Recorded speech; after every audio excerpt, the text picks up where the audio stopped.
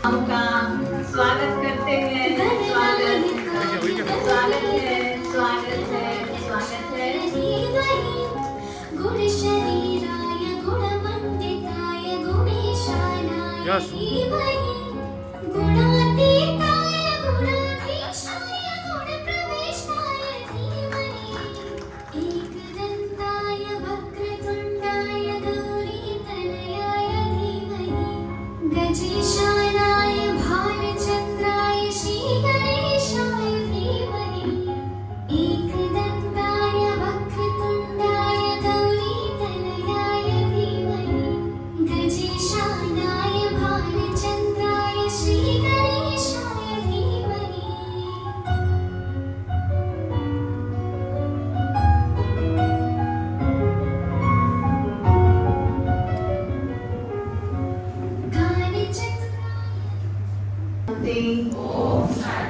ओम शांति। Good evening. आज के इस शुभ संध्या पर विशेष गणेश चतुर्थी के पावन पर्व पर पवित्र वातावरण में प्रभु के प्रांगण में आज के इस सेशन की शुरुआत आओ विश्व नियंता, विश्व रक्षक, दुखहर्ता, सुखकर्ता, अष्ट सिद्धि नो निधि के धनी ऐसे परम पिता परमात्मा के आह्वान के साथ करेंगे एक सुंदर गीत के साथ। श्री महागणेश प्रभु साथ हमारे रहियो हमेश। हे गजानन श्री महागणेश प्रभु साथ हमारे रहियो हमेश। कृपा से तेरे स्वामी कोटि कोटि प्रभु तुम्हें नमामि। अष्ट सिद्धियों निधि के स्वामी कोटि कोटि प्रभु तुम्हें नमामि।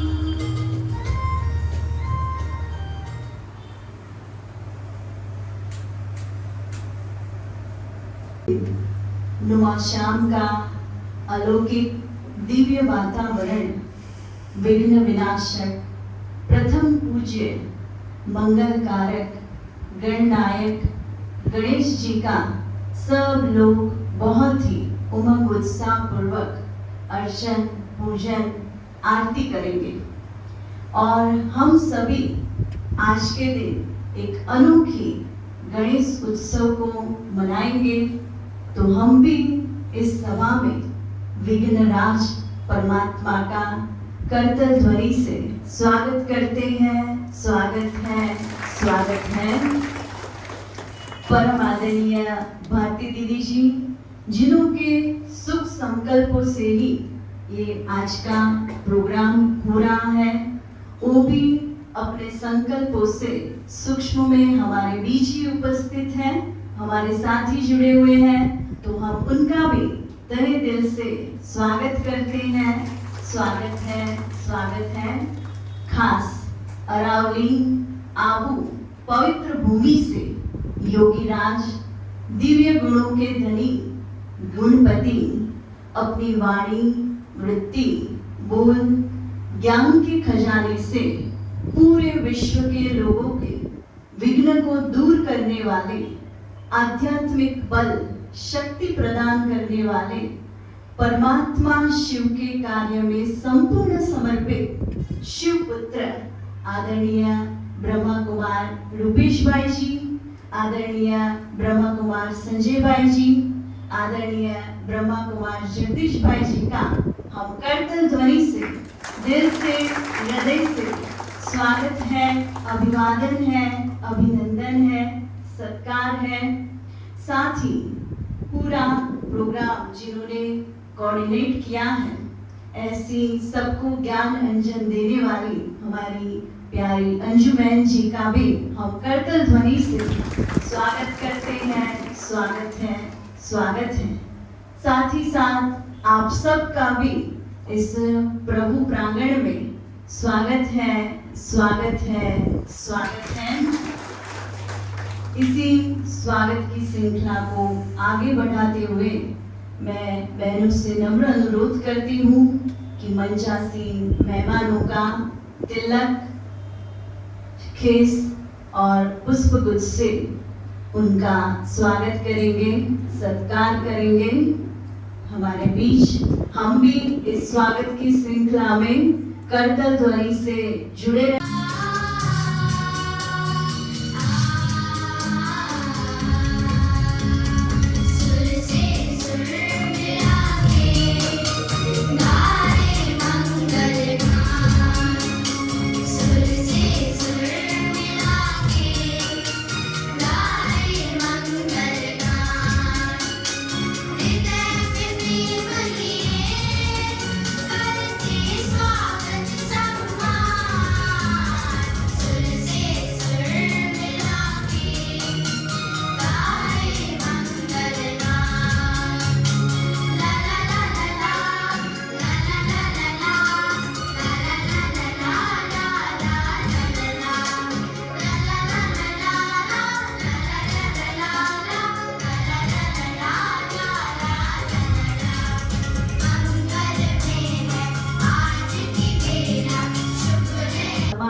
विघ्न विनाशक बन सर्व के दुखों को हरना है और इस सृष्टि पर अधिक शुभकामनाएं।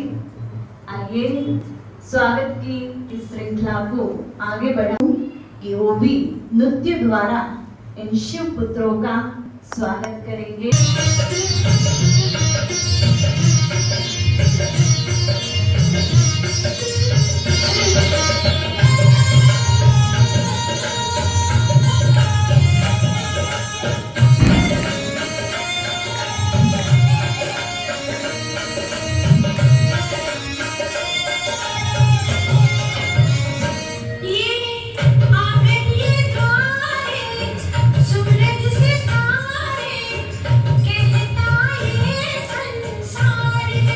Oh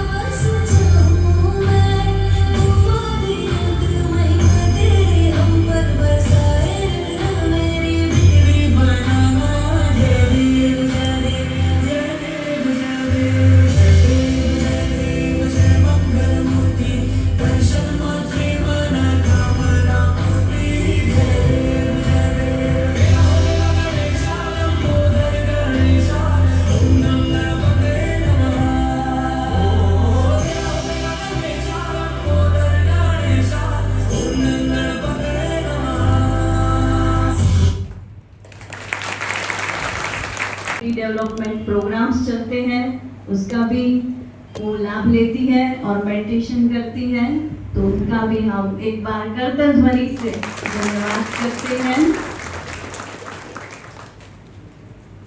आप सभी का विचार जब से आपको निमंत्रण प्राप्त हुआ होगा तो विचार चल रहा होगा, क्योंकि आज का दिन गणेश चतुर्थी का प्रथम दिन, तो एक संकल्प चल रहा होगा कि किस जगह जाकर कनेक्ट होना, इस सेशन में क्या होगा, क्योंकि वर्तमान समय हर वर्ग, बच्चे, युवा, बिजनेसमैन, माताएं या यूथ इंटरनेट मीडिया से तो कनेक्टेड है, इंटरनेट का तो एडिक्शन भी है, लेकिन इंटरनेट से क्या कनेक्शन है? इंफॉर्मेशन तो बहुत बटोर रहे हैं, बहुत नॉलेज भी प्राप्त कर रहे हैं, लेकिन इस ज्ञान का, इस इंफॉर्मेशन का अपने इंटरनेट के साथ कैसे हम रिकनेक्ट करें, उसके बारे में आज की समय की मांग है। उसकी गाइडलाइन हमारे बीच विशेष हमारे स्पीकर उपस्थित हैं, तो हमारे बीच हमारी प्यारी मीठी अंजू बहन, जो पिछले 35 वर्षों से संपूर्ण जीवन को समर्पित कर परम आदरणीय, परम श्रद्धेय भारती दीदी जी के अंग संग रहकर राइट हैंड बनकर सेवाएं दे रही हैं, तो मैं उनसे नम्र अनुरोध करती हूँ कि आज के हमारे अतिथि स्पीकर को इंट्रोड्यूस करेंगे आदरणीय ब्रह्मा कुमारी अंजू बहन। ओम शांति। वैसे तो आज हम सभी विशेष हमारे स्पीकर से ही ज़्यादा लाभ लेंगे, तो माउंट आबू अरावली से आपका यहाँ ये 2 दिन आना हुआ। विशेष हमारे बीच आदरणीय हमारे संजय भाई जी हैं। ब्रह्मा कुमारी की 20 विंग बनी हुई है, उसमें एक विंग है spark wing, spiritual application and research centre, जो आजकल हर एक का मन होता है कुछ स्पिरिचुअलिटी अडोप्ट करे या उसके ऊपर कुछ काम करे या अपने लाइफ में कुछ हमें एक्सपीरियंस हो, क्योंकि एक और स्पिरिचुअलिटी भी है तो दूसरी ओर साइंस भी। तो आदरणीय हमारे संजय भाई हमारे ये जो स्पार्क विंग है हेडक्वार्टर के कोऑर्डिनेटर है।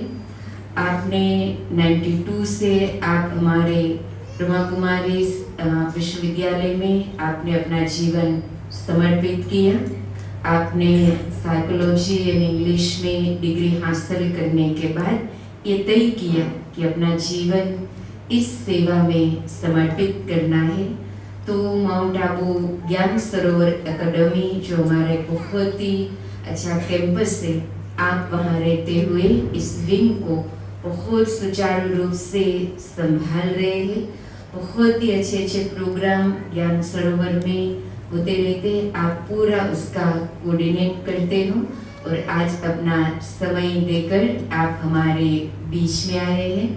हालांकि हमारे जो कोऑर्डिनेटर पूरे करने वाले हमारे श्रीकांत भाई थे, आने वाले थे, लेकिन अभी कुछ समय के बाद स्पार्क का प्रोग्राम है माउंट आबू में, तो आप नहीं आ सके, लेकिन आपने संजय भाई रुपेश भाई को भेजा है।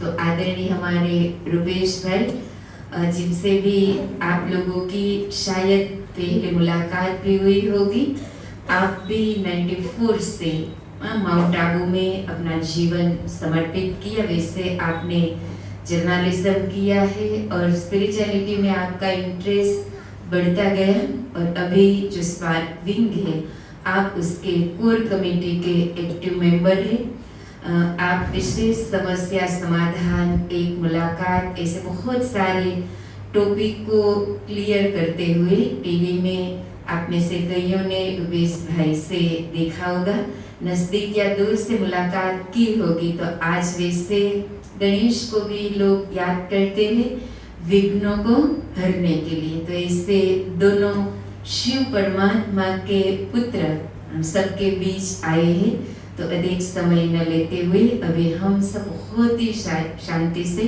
सबसे पहले आदरणीय संजय भाई से आज का जो हमारा विषय है उसके ऊपर आप हम सबको गाइड करेंगे। आदरणीय भ्राता संजय,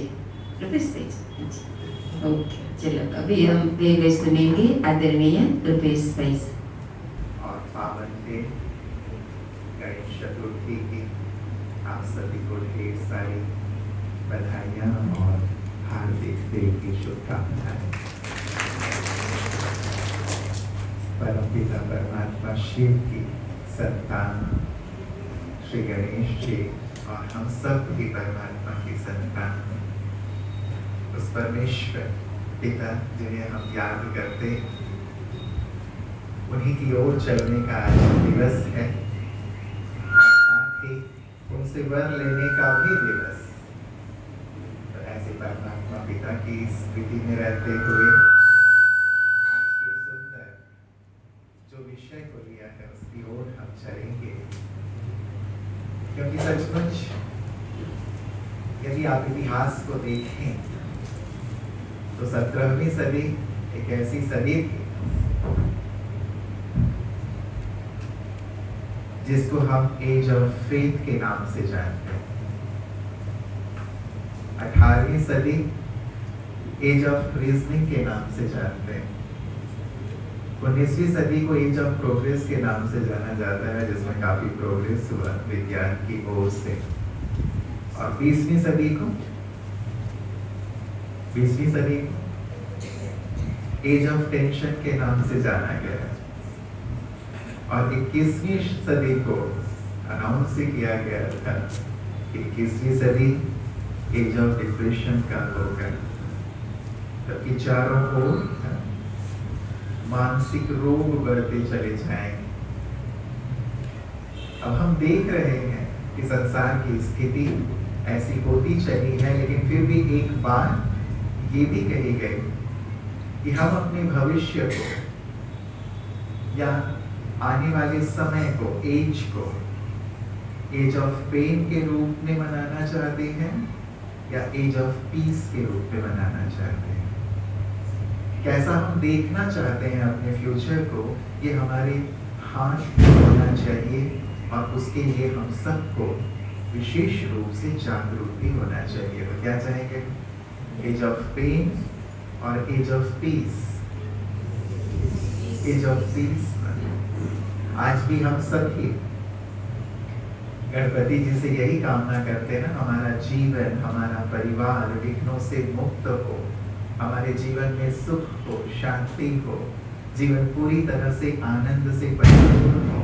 इसीलिए हम उनकी पूजा अर्चना आराधना करते हैं, अभी भी कर रहे हैं, और मंदिरों में जाकर के भी हम प्रतिदिन करते हैं। कामना क्या होती है?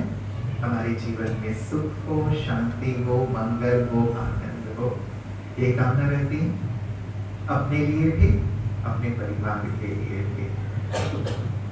लेकिन कई बार ये हो नहीं पाता और जीवन और भी ज्यादा विघ्नों से घिरता हुआ हम महसूस करते हैं, चाहे वो शारीरिक व्याधि हो, चाहे परिवार में अशांति की स्थिति हो, या फिर व्यवसाय में अप एंड डाउन हो, और वो हमारी पीस को छीन लेती है, एक पेनफुल स्थिति में हमें ले आती है। उसी पीस की ओर, उसी आनंद की ओर, उसी ब्लिस की ओर हम जहाँ चलना चाहते हैं, उसी की आज एक सुंदर चर्चा है। मुझे ये बताएं कि राजकोट में क्या कोई ऐसा दुकान है, ऐसा बिग बाजार या फिर ऐसा मॉल है जहाँ आपको शांति मिले, जहाँ आनंद मिले? आप घर से जाएं और वहाँ से 1 किलो शांति खरीद के ले आए, 2 किलो आनंद खरीद के ले आए, 5 किलो सुख खरीद के ले आए। क्या कोई ऐसी जगह है पूरी राजकोट में? है ऐसी जगह? ऐसी कोई दुकान है? ऐसा नहीं है। और हम इनकी तलाश वैसे बाहर ही करते रहते हैं कि ये चीजें हमें बाहर मिले। सुख की तलाश बाहर, शांति की तलाश बाहर। कभी मन थोड़ा सा अशांत हुआ, हम कहीं आउटिंग के लिए निकल पड़ते हैं कि चलो 3 दिन होके आते हैं। 3 दिन जब तक बाहर रहते हैं तब तो ठीक है, वापस आए तो फिर से वही स्थिति हो जाती है। तो जीवन में जो व्यक्ति की मूल आवश्यकता है, सुख की, शांति की, आनंद की चाहना, जिसकी तलाश वो बाहर कर रहा है, उसके लिए हमें अंदर की ओर चलना होगा। इसीलिए आज का विषय रखा गया है reconnect to your inner net. Internet से तो हम कनेक्टेड हैं ही।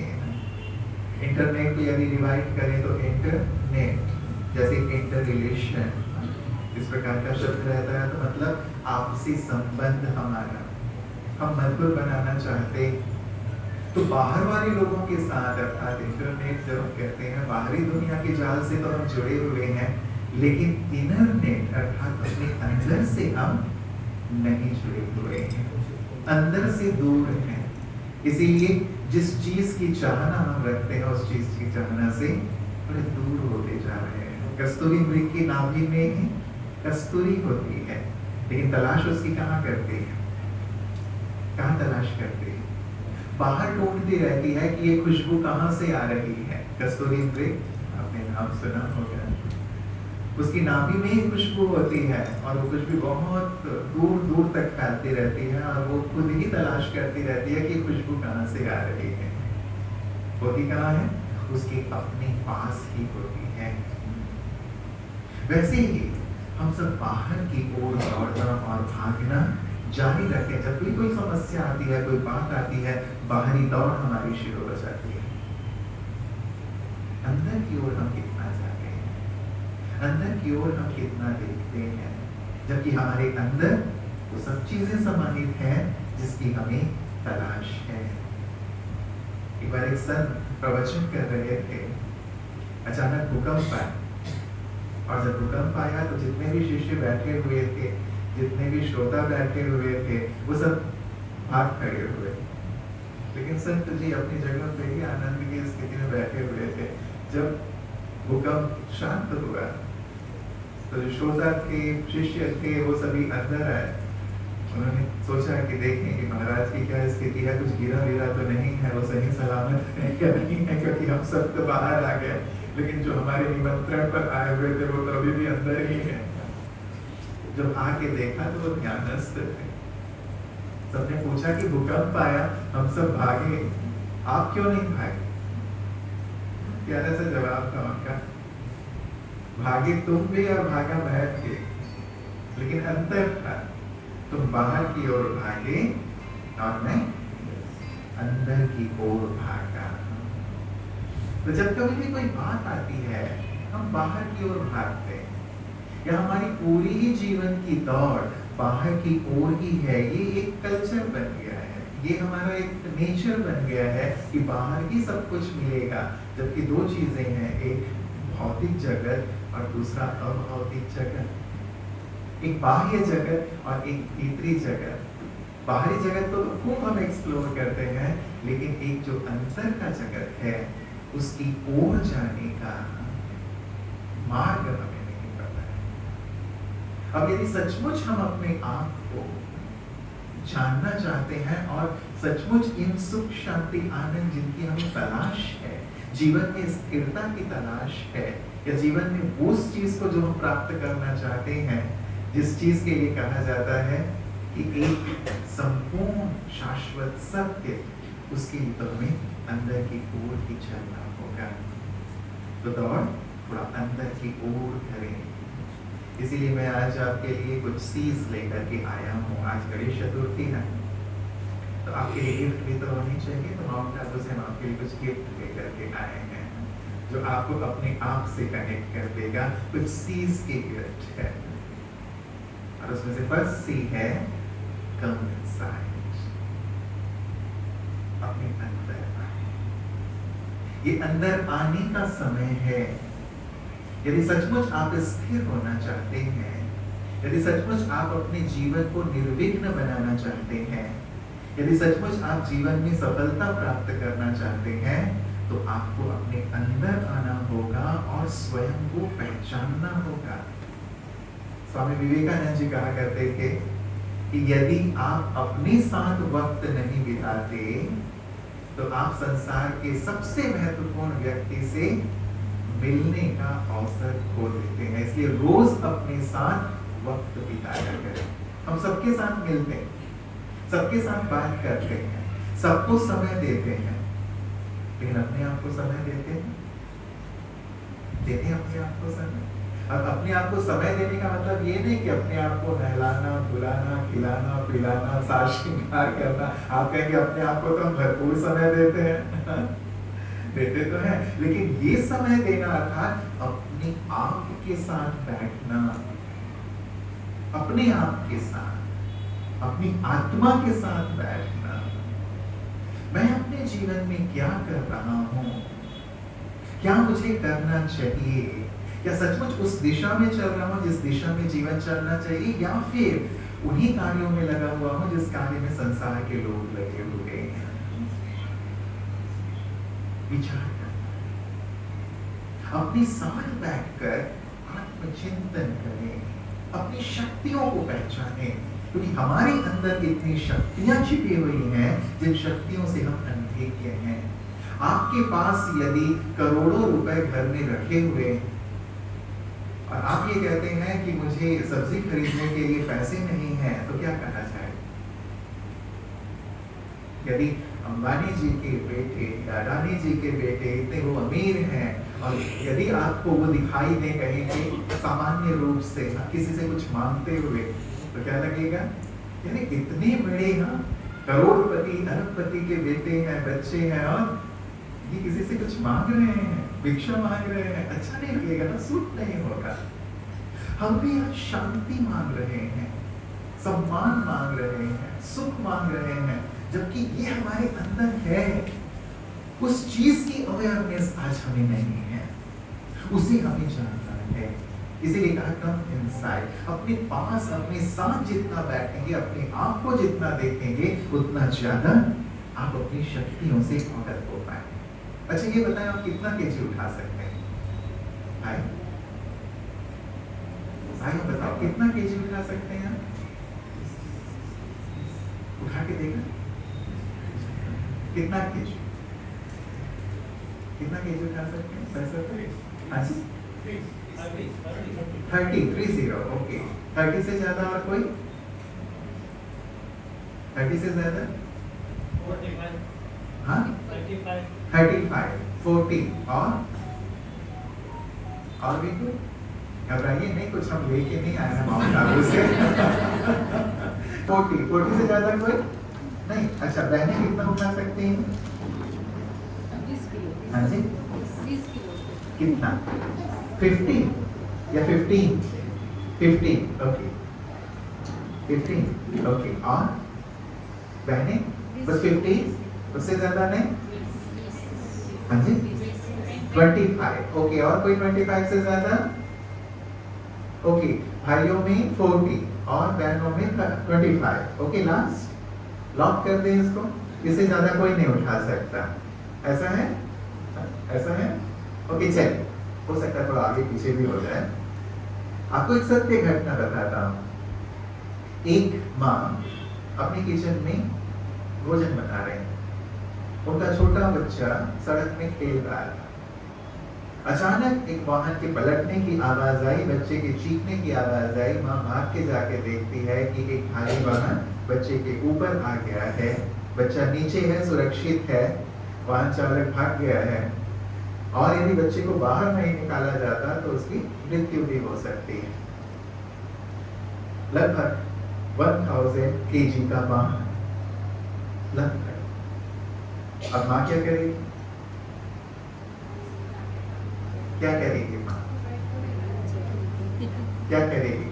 आप तो 25 किलो उठा सकती हैं ना, बस 15 किलो उठा सकते हैं, भाई भी 40 ही उठा सकते हैं। क्या करेंगे?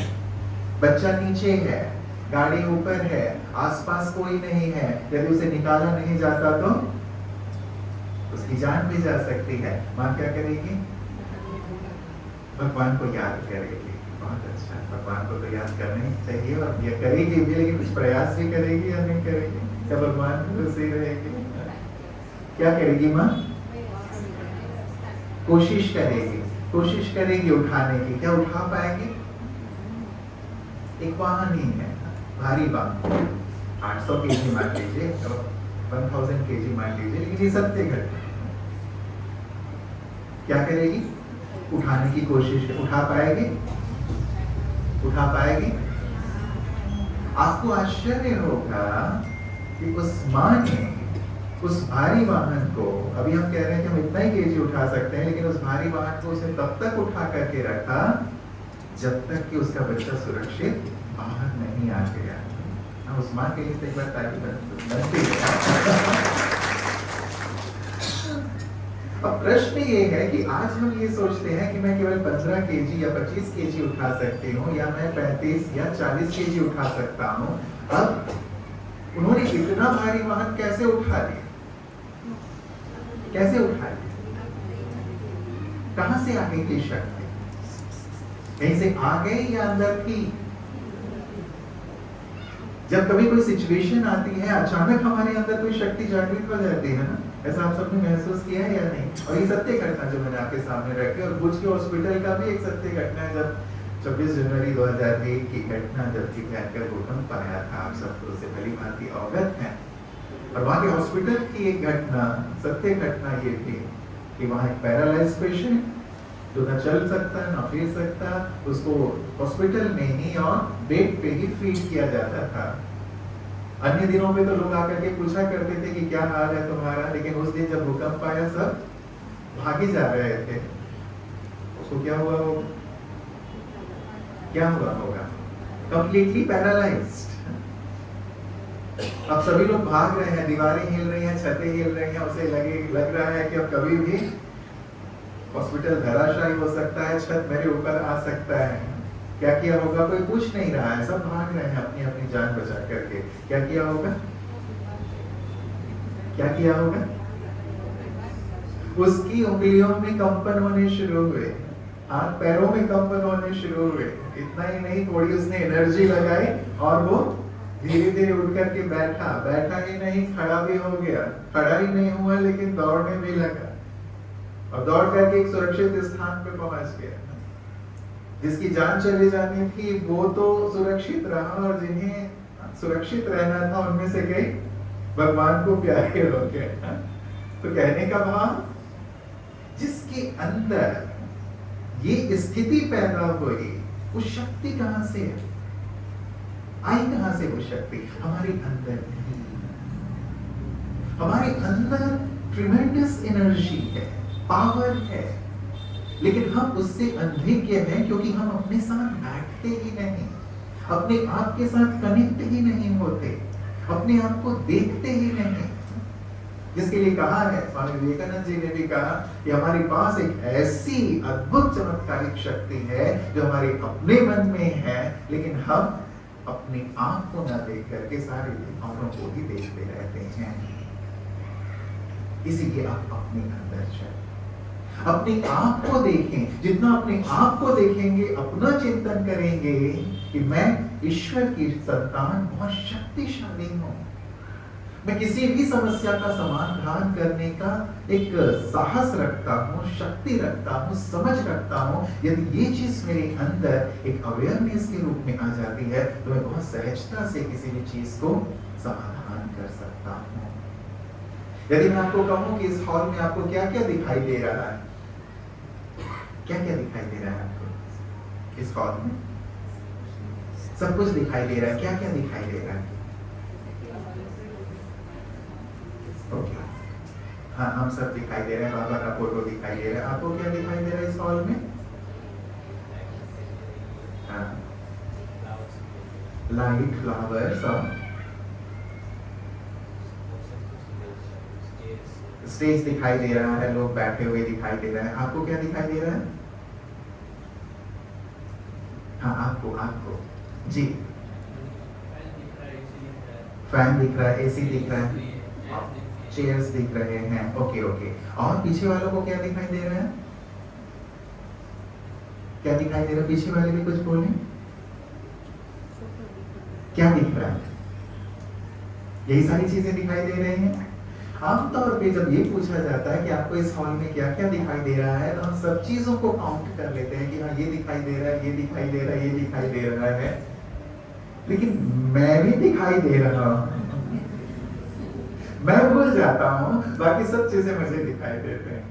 ये भी पूछा जाए कि इस हॉल में सबसे अच्छी चीज क्या है, क्रम से बताओ, तो आप क्रम से बताना शुरू कर देंगे। इस हॉल में ये अच्छा है, ये अच्छा है, ये अच्छा है, ये अच्छा है। लेकिन सबसे अच्छा मैं हूं, ये बात हम कभी भी नहीं बोलते।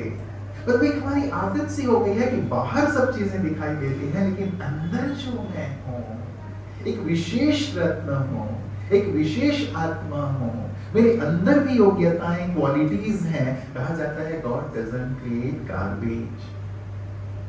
भगवान ने जिन्हें रचा है वो विशेष है, अमूल्य है, और भगवान ने मुझे इस संसार में कुछ विशेष बना करके भेजा है। मैं अपने आप के साथ जब तक नहीं बैठता, अपने आप को नहीं देखता, तब तक मैं इस चीज को नहीं समझ पाता।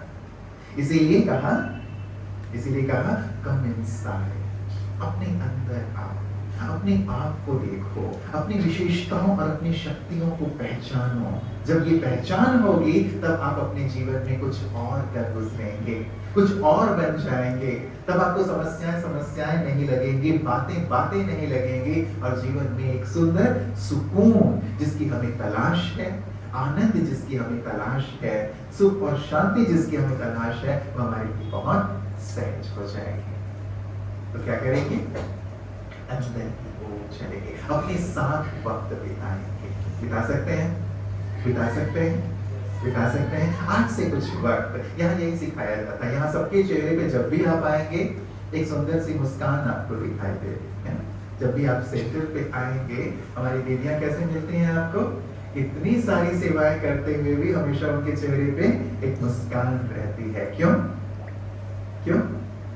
क्योंकि अपने साथ रहते हैं, अपने आप को वो जानते हैं, अपनी शक्तियों को उन्होंने पहचाना है, और उन शक्तियों के आधार पर औरों को भी मदद करते हैं। तो first says come inside, second says choose करना सीखें, चयन करना सीखें कि हमें क्या करना है और क्या नहीं करना है। आपको थाली परोसी जाती है, आप चूज करते हैं ना कि मुझे उसमें से क्या खाना है और क्या नहीं खाना है। ऐसे तो नहीं किसी ने परोस दिया आपको सड़ी गली बासी चीजें, फिर भी आप खा लेते हैं?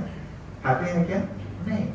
आप उस थाली में से चूज करते हैं कि मुझे क्या खाना है और क्या नहीं खाना है। वैसे आज हम चयन करना थोड़ा सा भूल गए हैं कि क्या सोचना है, क्या बोलना है, क्या करना है। इस चयन में हम थोड़े से ऊपर नीचे हो जाते हैं। यदि हम सही चीजों का चयन करें तो जीवन में कभी भी अशांति नहीं होगी, जीवन में कभी भी निराशा नहीं आएगी, और कभी भी समस्याएं नहीं आएंगी। ये तो मैंने अंदर की बातें कही, लेकिन साथ ही हमें क्या खाना है, क्या पीना है, किनके साथ रहना है, किनके साथ नहीं रहना है, बातों को कितना महत्व देना है, कितना नहीं देना है, किन बातों को याद रखना है, किन बातों को भूलना है, ये आपके हाथ में है या किसी और के हाथ में है? होता ये है, जिन बातों को भूलना है उन बातों को हम याद रखते हैं, और जिन बातों को याद रखना है उन बातों को भूल जाते हैं। यदि मैं ये कहूं कि आप अपने जीवन में पीछे चलें और देखें कि खुशी के लम्हे कितने हैं, तो आपको उनको ढूंढने में थोड़ा सा वक्त लगेगा। लेकिन यदि मैं ये कहूं कि गम के लम्हे कितने हैं, किसने आपको तकलीफ दी, तो फटाफट आपके पास लिस्ट आ जाएगी कि इसने मुझे दिया, इसने मुझे दिया, इसने मुझे दिया, इसके कारण मैं तकलीफ में हूं, परेशान हूं, है ना? करना क्या चाहिए? अच्छी चीजों को होल्ड करके रखें, पकड़ के रखें। बाकी जो बुरी चीजें हैं, दुखदाई बातें हैं, उन चीजों को जाने दें। चयन करना सीखें। आज हम जो भी हैं अपने चयन के कारण, मैंने क्या चुना है अपने जीवन के लिए, किन संकल्पों को, किन बातों को मैंने चुन करके अपने पास रखा हुआ है, उससे हमारे जीवन का निर्माण होता है। अब एक सिचुएशन मान लीजिए, आपकी शारीरिक जो स्थिति है, आपकी फिजिकल अपीयरेंस है, उसको लेकर कोई बार बार कमेंट करता है कि आप काले हो, या आप गोरे हो, आप नाटे हो, आप पतले हो, आप वैसे हो, ये हो, वो हो। यदि कोई बार बार आपकी फिजिकल अपीयरेंस को लेकर के कमेंट करता है, तो आपकी प्रतिक्रिया क्या होगी? तुम तो बहुत काली हो, तुम तो बहुत नाटी हो, तुम तो मोटी हो गई हो या मोटे हो गए हो, तुम तो गंजे हो गए हो। यदि कोई बार बार आपके फिजिकल अपीयरेंस को लेकर के कमेंट करता है, आपकी प्रतिक्रिया क्या होगी? हाँ जी, गुस्सा आएगा आपको जी। और बस गुस्सा आएगा या कुछ और भी होगा?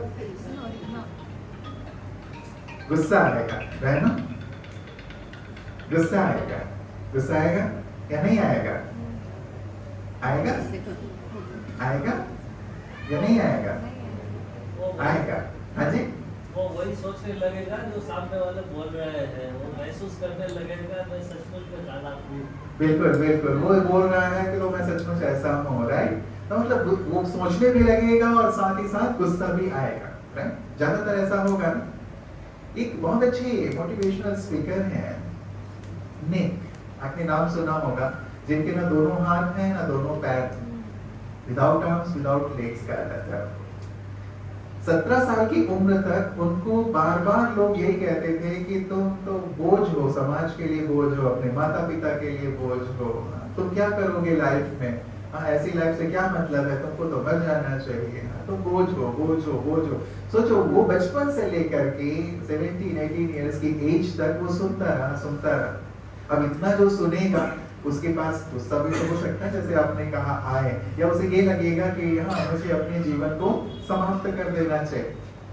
उसके पास दो चीजें थी, मैं चॉइस की बात कह रहा हूँ, दो रास्ते थे, या तो मैं अपने जीवन को समाप्त कर दूं या फिर मैं इन्हें दिखा दूं कि भगवान ने मुझे इस संसार में कुछ ध्येय देकर के भेजा है।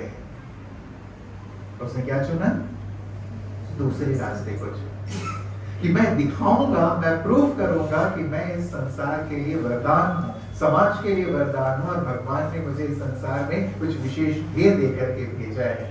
चयन दूसरे का किया और उसने अपने ऊपर कार्य किया, और आज वो संसार के बेहतरीन मोटिवेशनल स्पीकर्स में से है। कई उसकी किताबें हैं, डीवीडीज हैं, सारे विश्व में चक्कर लगाते हुए वो दूसरों को मोटिवेट करता है।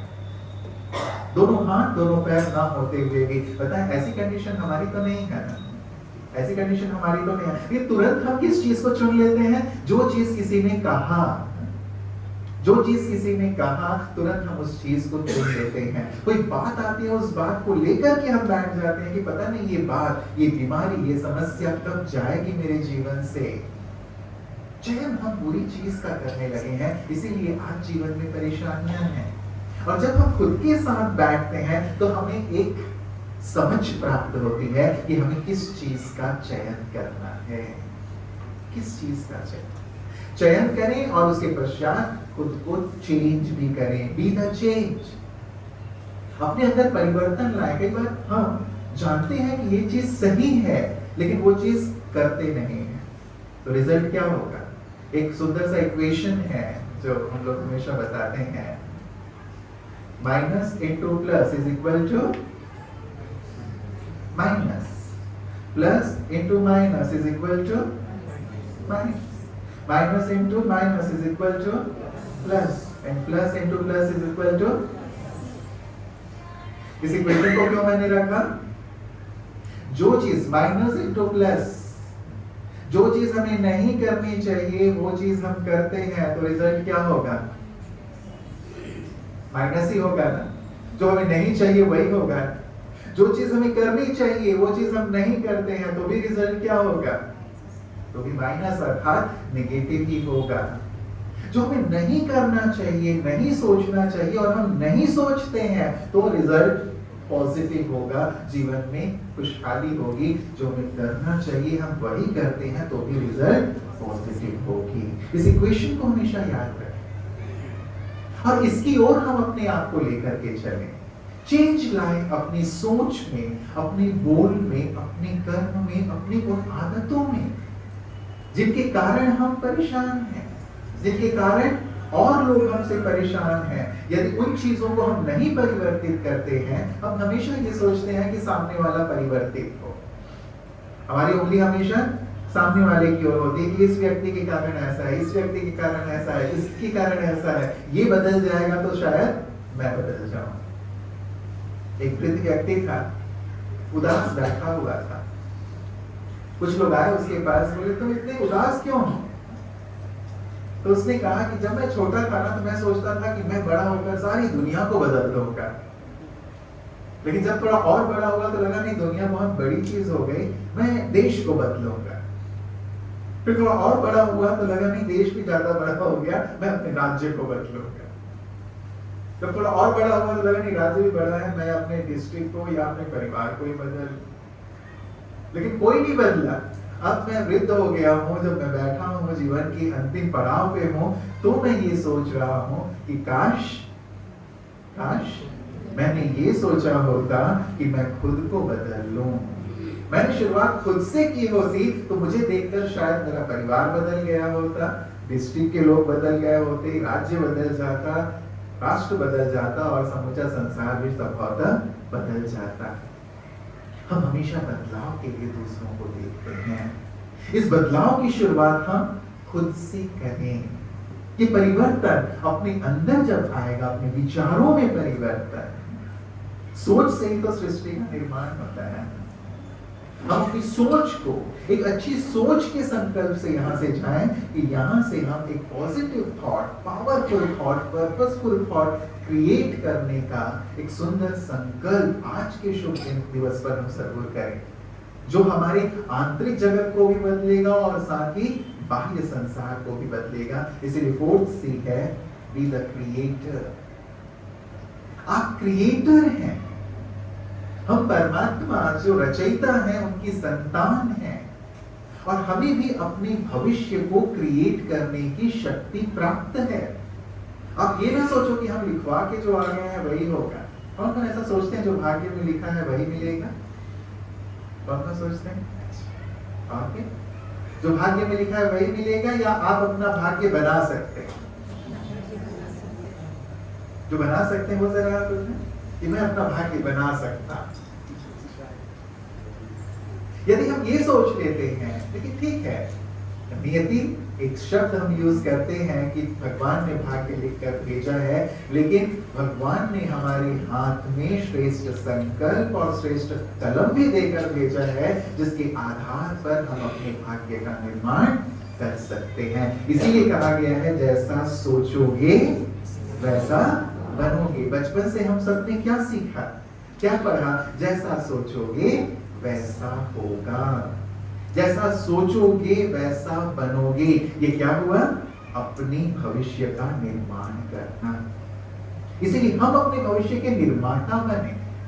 ये ना सोचें कि ये क्यों मेरे साथ हो रहा है। यदि हम नेगेटिव सोचते हैं तो हमारे साथ क्या होगा?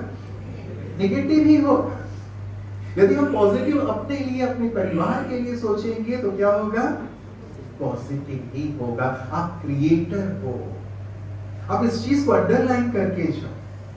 आज हम गणपति जी का दिवस मना रहे हैं, और जैसे मैंने शुरुआत की थी, परमात्मा शिव की संतान के रूप में उन्हें जाना जाता है, याद किया जाता है। हम सब भी परमात्मा शिव की संतान हैं, ईश्वर की संतान हैं, और भगवान ने हमें वो शक्ति दी है कि हम अपने भविष्य का निर्माण खुद कर सकते हैं।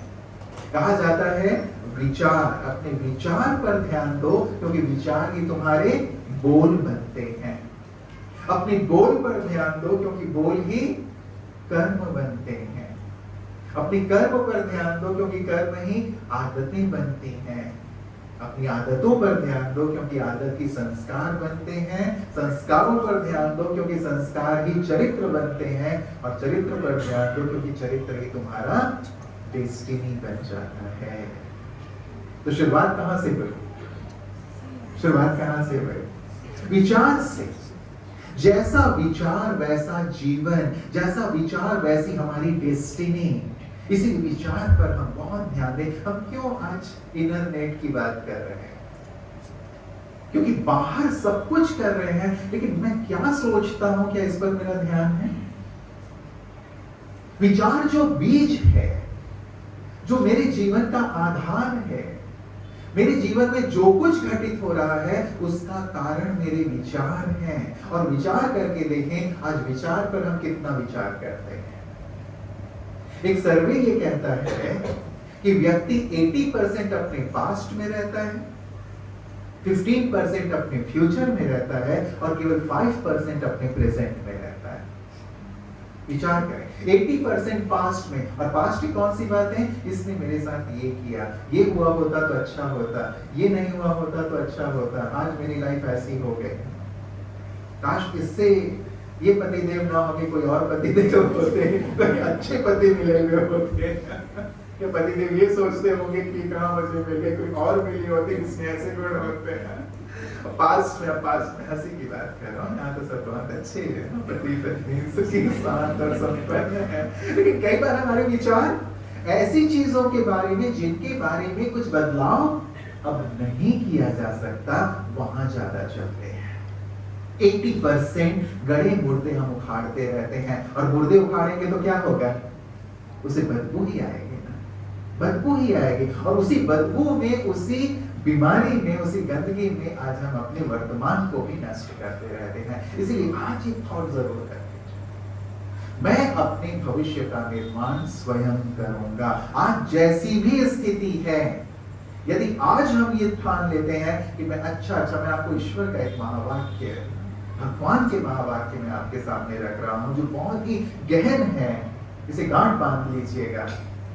भगवान के महावाक्य है, यदि तुम अच्छा सोचोगे तो तुम्हारे साथ यदि कुछ बुरा भी होने वाला होगा तो वो भी अच्छा हो जाएगा। ये ईश्वर के महावाक्य है। यदि तुम अच्छा सोचोगे तो कुछ बुरा भी होने वाला होगा तो वो भी अच्छा हो जाएगा। इसलिए अच्छा ही सोचें। यदि बुरा भी हो रहा हो, पास्ट के हमारे किसी कर्म के कारण, वो प्रारब्ध अभी हमें मिल रहा हो कि हम बीमार हो गए हों, हमारे साथ लोग बुरा कर रहे हों, घर और व्यवसाय की स्थिति अच्छी ना हो, लेकिन यदि उस बुरी स्थिति के बारे में आप ये सोचते रहेंगे ये कब ठीक होगा, पता नहीं ठीक होगा भी कि नहीं होगा, तो कभी ठीक नहीं होगा। आमतौर पे क्या होता है, जब भी हम फोन पे किसी से बात करते हैं और हाल चाल कोई पूछता है क्या हाल है तुम्हारा, हम क्या कहते हैं, क्या बताएं, घुटनों में दर्द होने लगा है और पता नहीं ये घुटने का दर्द मेरा कब जाएगा, क्या बताऊं, ये समस्या घर में आ गई है, पता नहीं ये समस्या जाएगी भी या जीवन भर हमारे साथ बनी रहेगी, पता नहीं ये चीज होती जा रही है और ये चीज ठीक होगी या नहीं होगी, जीवन भर लगता है अब तो प्राण जाने के बाद ही मेरा ये दर्द जाएगा, लगता है प्राण जाने के बाद ही अब मेरी ये बीमारी जाएगी। हम क्या कह रहे हैं? विचार करें इस पर। जो विचार और जो बोल हम बोल रहे हैं, वो चीज जैसे हम अपने अंदर, अपने सबकॉन्शियस माइंड को देते जा रहे हैं और ये कह रहे हैं कि ऐसा ही होगा, तो क्या होगा? वैसा ही तो होगा। और हम कामना ये करते हैं कि सब कुछ ठीक हो, लेकिन कर क्या रहे हैं? विचार, उस बुरे और नेगेटिव विचार को छोड़ नहीं रहे हैं, उस बुरे बोल को नहीं छोड़ रहे हैं। छोटे बच्चे भी होते हैं, कई बार गुस्से में होने कितनी कुछ कह देते हैं, नालायक कह देंगे, गधा कह देंगे, शैतान कह देंगे। कहीं हम गए थे, पूछा कि भाई कहाँ है छोटू, बोले वो शैतान तो बस सो रहा होगा, शैतान का बच्चा है, वो शैतान ही रहेगा। अब आप उसको शैतान बोल रहे हो तो वो भी तो सिद्ध करके दिखाएगा ना कि मम्मी पापा मुझे शैतान बोलते हैं तो मैं भी शैतान ही बन के दिखाऊंगा। शब्द है ना, हम देखिए कि हम जो शब्द और संकल्प यूज कर रहे हैं आज, वही भविष्य बनता चलता है। कहीं ना कहीं हम उसे अपने अंतर मन में डालते हैं। फॉर एग्जाम्पल, जिस दिन आप नया कपड़ा पहनते हैं, नया ड्रेस, भाई या बहन, उस दिन हम क्या सोचते हैं कि कहीं इसमें कुछ लग ना जाए, दाग ना लग जाए। आज नया नया मैंने पहना है और कहीं कुछ दाग ना लग जाए। होता क्या है? वो कितना भी आप ख्याल कर लो उस ड्रेस का, कहीं ना कहीं से कोई ना कोई छींटा, चाहे वो सब्जी का हो, चाहे वो कीचड़ हो, चाहे वो पेनी आपका लीक कर जाए, कहीं ना कहीं से वो दाग लग ही जाता है। ये बिल्कुल फैक्ट है या नहीं है? हुआ कैसे? ये हमने पहनते ही उसमें एक थॉट ले लिया कि कहीं ये गंदा ना हो जाए, और वो गंदा हो जाता है। जैसा संकल्प वैसी सृष्टि। इसीलिए कहा आज इनरनेट, अर्थात अपने अंदर जाकर के अपने इन विचारों को परिवर्तित करने की बहुत बहुत आवश्यकता है। मैं जैसा सोच रहा हूं वैसा अपना भविष्य बना रहा हूं। इसीलिए आज ही बैठ करके इस पर विचार कीजिएगा। मेरे विचार कैसे हों, और विचार पॉजिटिव हो, पर्पसफुल हो, पावरफुल हो। मैं पीसफुल हूँ, मैं पावरफुल हूँ, मेरे अंदर बहुत शक्तियां हैं, अनंत शक्ति भगवान ने देकर के भेजा है, उन शक्तियों को मुझे जागृत करना है। तो मैं शांत हूँ, शक्तिशाली हूँ, शुद्ध हूँ। यदि हम इस सुंदर अवेयरनेस में रहते हैं तो सचमुच जीवन चेंज होता जाता है। तो मैं भी ऐसा हूँ और मेरे आसपास भी जो है वो भी ऐसे ही हैं। अपनी पूरी दिनचर्या के लिए आप जरूर विचार कर लिया करें। आज रात को जब बैठें सोने से पहले एक छोटी सी डायरी ले लेना, उसमें ईश्वर के नाम एक खत कि भगवान ने मुझे इस संसार में भेजा है, अब जो भी शिकवे शिकायतें हैं, जो भी कमी कमजोरियां मुझे लगती हैं, सब मैं लिख उसके दे दूं उनको।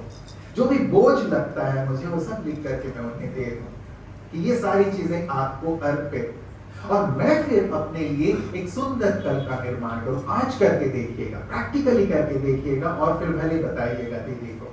हमारी दीदियां हैं, हमारी अन्य दीदियां हैं, अब बताइएगा आप अपने कल का निर्माण करो। मैंने क्रिएटर की बात कही है, आप क्रिएटर हैं भगवान के बच्चे। आप अपने कल को क्रिएट करो, आप उसे कैसा देखना चाहते हो। मैं कितने बजे उठा हूं, लोगों के साथ मेरा कैसा व्यवहार है, मैं कैसे अपने कार्यों, जैसा आप देखना चाहते हो।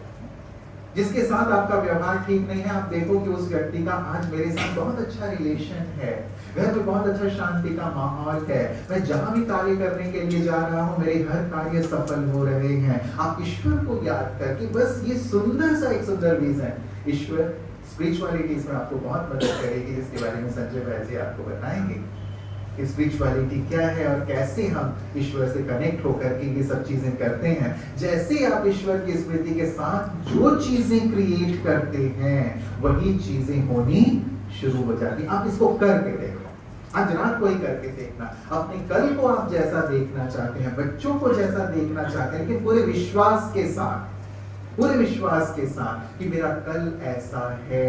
आप कल के लिए निर्मित करो। मैं आपको दावे के साथ कहता हूं 100% ना सही होता 100% है, लेकिन शुरुआत में कहीं ना कहीं हम अपने अंदर एक थोड़ा सा डाउट डाल देते हैं कि पता नहीं होगा या नहीं होगा, तो वो चीज उस चीज को बिगाड़ देती है। इसलिए पूरे विश्वास के साथ, ईश्वर की स्मृति के साथ आप अपने कल को क्रिएट करके देखो। आपके संकल्प जैसे हैं वैसी ही सृष्टि होगी। हम क्रिएट करते हैं कि कल क्या होगा। अपना टू डू लिस्ट हम बनाते हैं ना, और टू डू लिस्ट बना करके वैसा वैसा कार्य हम करते हैं।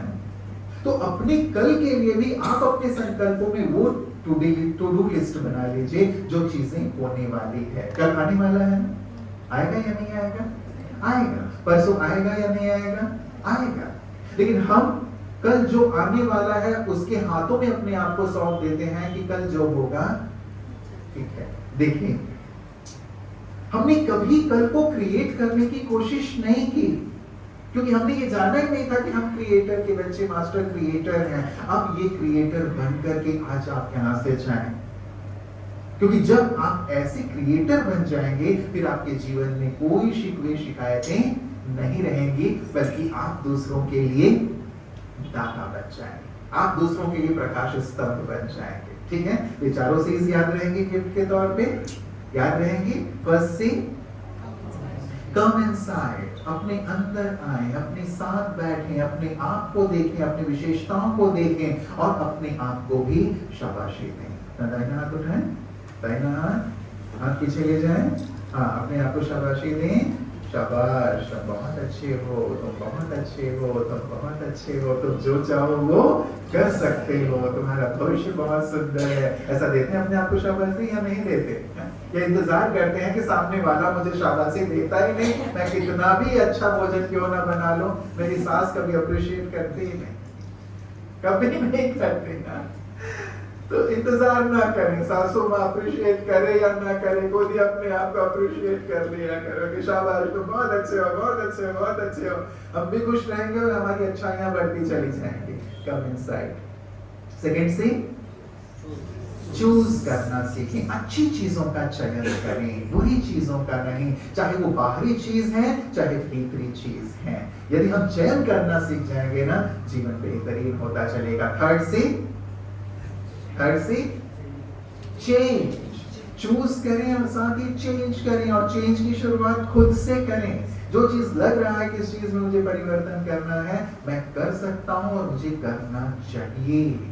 और यदि वो परिवर्तन नहीं आता, तब तक जीवन वैसा ही चलता रहेगा जैसा चल रहा है। इसीलिए हम अपने आप को परिवर्तित करें, दूसरों के परिवर्तन का इंतजार ना करें। वो बदलेगा तो मैं बदलूंगा, ये कभी नहीं होगा।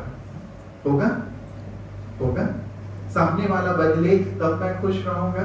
सामने वाले के हाथ में मेरे मूड का रिमोट कंट्रोल है। वो जब तक मुझे दुखी करता है, उसने कुछ 2 शब्द बोले और मैं रोना शुरू।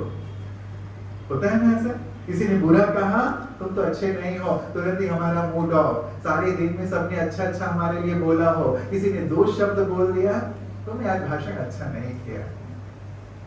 बस 10 लोगों ने अच्छा बोला हो, लेकिन एक ने बोल दिया कि नहीं तुमने अच्छा नहीं बोला, बस अब उस बात को पकड़ लेते हैं। विचार कीजिएगा, अच्छी बातों को ना पकड़ के जो बुरी बातों को पकड़ने की टेंडेंसी है, इसे हम चेंज करें। ये चेंज हमें लाना है। वो चीजें पकड़ी, वो चीजें लेके चले जीवन में आगे जो मेरे जीवन की उन्नति के लिए आवश्यक है। And the fourth C is be the creator. अपने भविष्य का निर्माण स्वयं करें। और ये चारों चीजें आपको स्पिरिचुअलिटी बहुत सहज कर देती है। अध्यात्म आपके जीवन में ये चीजें सहज ले आती हैं, क्योंकि अध्यात्म ही आपको शक्ति देती है कि आप कैसे अपने जीवन में चेंज लाएं, कैसे अपने जीवन को उस ओर लिए चलें जिस ओर आप ले जाना चाहते हैं। तो आज के दिवस पर मेरे दिल से बहुत बहुत दुआएं हैं आप सबके लिए, बहुत बहुत शुभकामनाएं हैं। कोई भी चीज असंभव नहीं है। ये मत मान लीजिए कि ये चीज नहीं की जा सकती है। मैं जो चाहूं वो कर सकता हूं। अध्यात्म मेरे लिए कठिन है नहीं, अध्यात्म ही जीवन है। और जो अध्यात्म की राह पे आ जाता है, जीवन जीने की कला सीख जाता है। जरूरी नहीं कि सफेद कपड़े पहने आप, जरूरी नहीं कि घर बार छोड़े आप। अध्यात्म ये कभी नहीं सिखाता। अध्यात्म घर बार छोड़ना नहीं सिखाता, अध्यात्म बुराइयों को छोड़ना सिखाता है। अध्यात्म जंगल में जाना नहीं सिखाता, अध्यात्म संसार में रहना सिखाता है, चुनौती लेना सिखाता है, और संसार के बीच रहते हुए सबके सामने एग्जाम्पल बनना सिखाता है। इसीलिए अध्यात्म को गलत तरीके से कई लोग वो करते हैं ना, परिभाषित करते हैं। ये नहीं, अध्यात्म जीवन जीने की कला है। कहते हैं ना, समस्याओं का आना पार्ट ऑफ लाइफ है, लेकिन उन समस्याओं से निकलना ये आर्ट ऑफ लाइफ है, जो कि स्पिरिचुअलिटी ही हमें सिखाती है। तो आप सबका जीवन ऐसे निर्विघ्न बने, सुख शांति आनंद से आप परिपूर्ण हो, और जैसे आज आए हैं वैसे ही बारंबार यहाँ आते रहें। और साप्ताहिक को जरूर आप करें, ताकि आप अपने आप को अच्छी तरह पहचान जाएं, अपने साथ बैठना, अपने जीवन का निर्माण करना सीख जाएं। यही हमारी दिल की शुभकामना है। तो दिल से ढेर सारी दुआएं, आपका जीवन सुखी हो, आनंदित हो, मंगलमय हो। इन्हीं मंगल कामनाओं के साथ मैं अनुरोध करूंगा कि वो अध्यात्म, उसकी जो शक्ति है, उसके बारे में आपको अवगत करें, ताकि आप उस प्रकार से प्रकाशित होकर के यहाँ से जाएं। ओम शांति।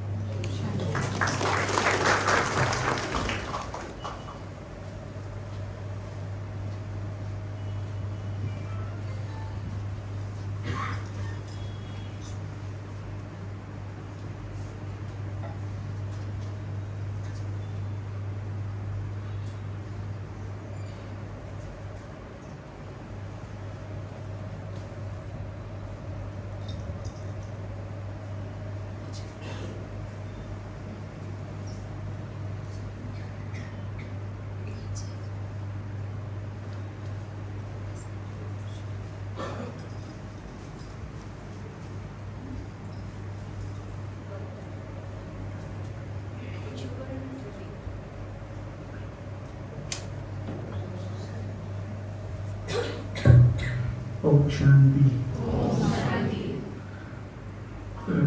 रूपेश्वर जी ने बहुत अच्छी बातें आप सबको बताई।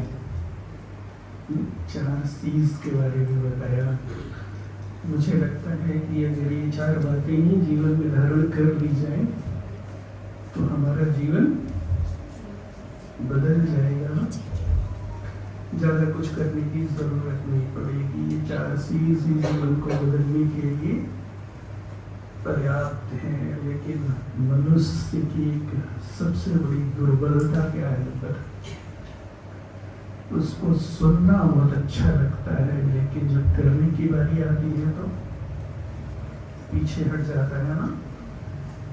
करने में, चेंज करने में ना, प्रोफेसर बेनेडिक्ट का be the change you want to see in the world. जो कुछ आप संसार में देखना चाहते हैं पहले अपने अंदर वो लेकर के आए परिवर्तन। हम संसार में सुख देखना चाहते हैं, अपने परिवार में सुख देखना चाहते हैं, शांति देखना चाहते हैं, सब मिलजुल करके रहे, प्रेम से रहे, किसी के जीवन में कोई तकलीफ ना हो, हम भी किसी को तकलीफ ना दें और कोई दूसरा भी हमें तकलीफ ना दे।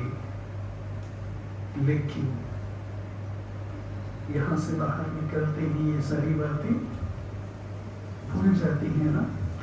परिवर्तन करना कठिन महसूस होता है। संसार में मोटिवेशनल स्पीकर्स की कोई कमी नहीं है, पर उससे जीवन कितनों का बदला है आज तक। आज तो हमारे पास YouTube एक अच्छा साधन है ना। भारत देश में खास करके युवा संतों की संख्या बहुत बड़ी है। यूथ अधिक संख्या में अब साधना के पथ पे चल रहे हैं, अपने जीवन में वो परिवर्तन लाते हैं और हमें बताते हैं। हम सुनते तो हैं, तालियां बहुत बजाते हैं, रुपेश भाई के लिए भी ताली बजाई ना। लेकिन जो कुछ उन्होंने कहा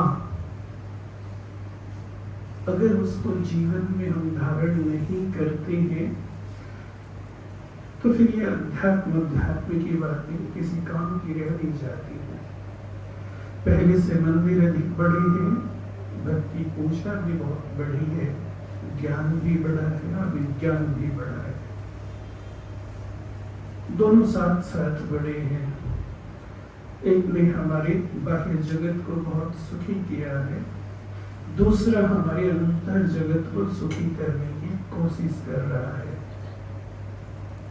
परंतु हम अपने अंतर जगत को सुखी बनाने की कोशिश नहीं कर रहे। इच्छा हम सबकी रहती है, हम सब बदलना चाहते हैं, लेकिन बिना प्रयास के इस संसार में किसी को कुछ भी मिलता नहीं है।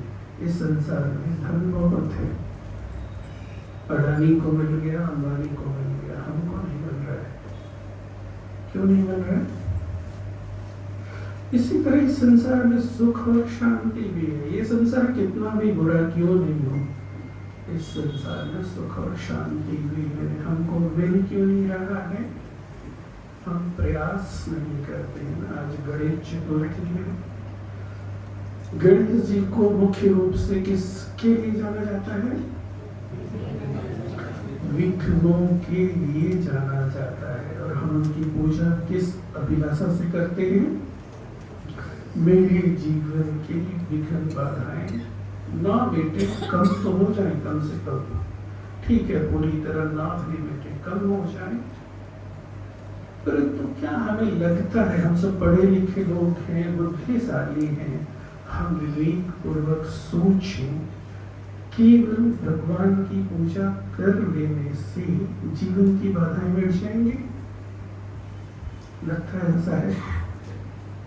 केवल भगवान से प्रार्थना करके मांग लेने से कि हे प्रभु मेरे जीवन के संकट हर लो, मुझे धन दे दो, मेरे बच्चे को ठीक कर दो, मेरी बिगड़ी बना लो, केवल मांगने से मिल जाएगा? ये संसार का नियम नहीं है, ये कर्म सिद्धांत के बिल्कुल विपरीत है। मांगने से कुछ भी मिलता नहीं है, इंसान को प्रयास करना पड़ता है। भक्ति करना कोई बुरी चीज नहीं है, भगवान को याद करना, पूजा करना ये गलत नहीं है, लेकिन क्या हम उनके जैसा बनने की कोशिश करते हैं? कुछ जीवन में बदलाव लाने की कोशिश करते हैं? देखिए ना, दो जगत है, एक बाह्य जगत है, एक अंतर जगत है। बाह्य जगत की जरूरत की चीजें तो हमें बाहर से मिल जाती हैं, लेकिन अगर अंतर जगत को सुखी करना है, उसकी चीजें कहाँ मिलती हैं? कहाँ मिलती है? अंदर ही मिलती है ना, भीतर मिलती है।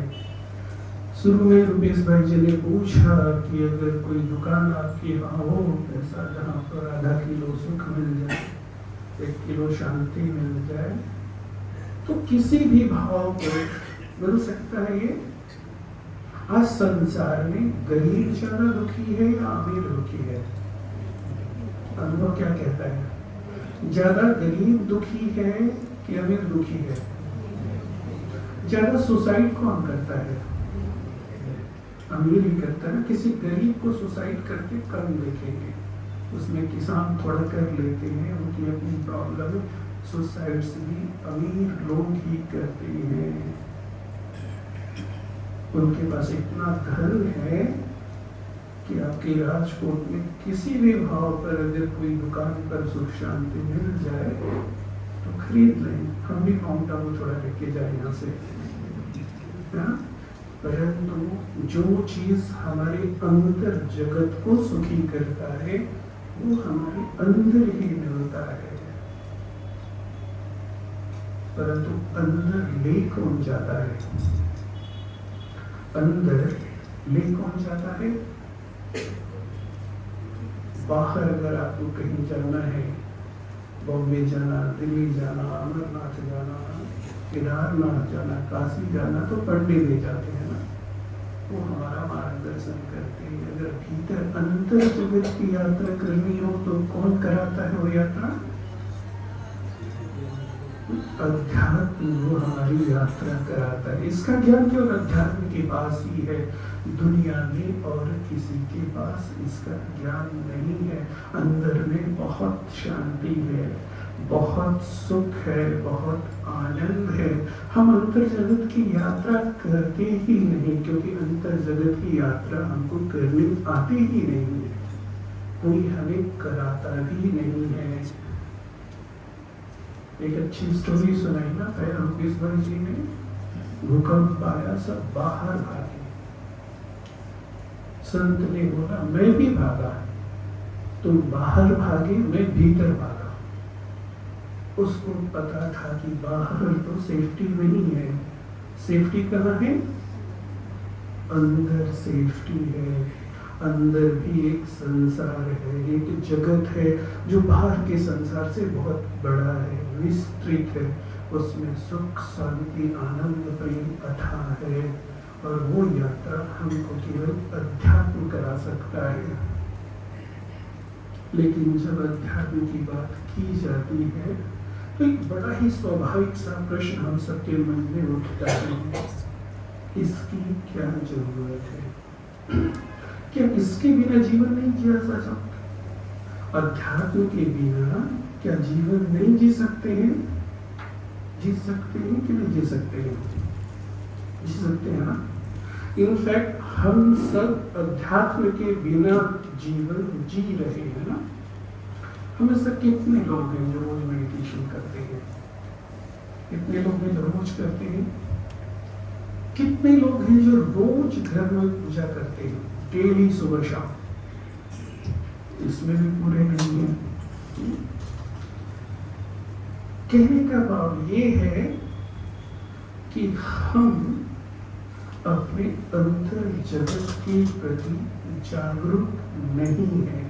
जब भी स्पिरिचुअलिटी की बात की जाती है तो हमें क्या लगता है कि ये हमारे जीवन के लिए आवश्यक नहीं है, इसके बिना भी जीवन जिया जा सकता है।